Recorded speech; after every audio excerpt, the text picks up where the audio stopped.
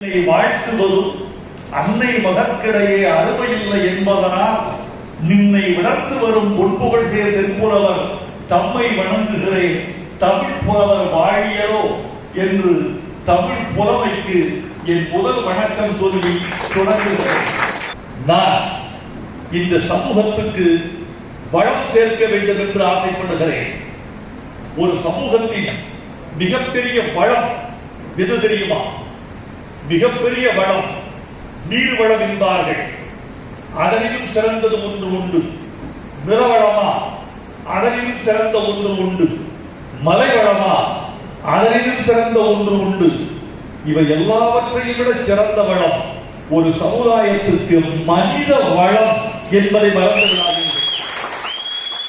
அந்த மனித வளத்தை சீரழிக்கிற சக்தி என்று ஒன்று இருக்கிறது. அதுதான் மது.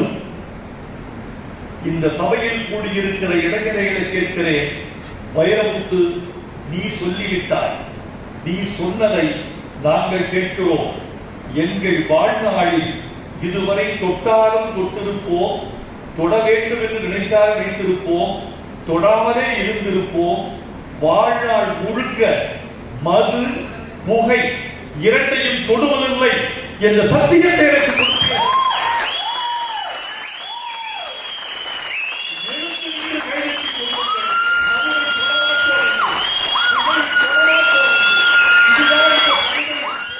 இது போதும்.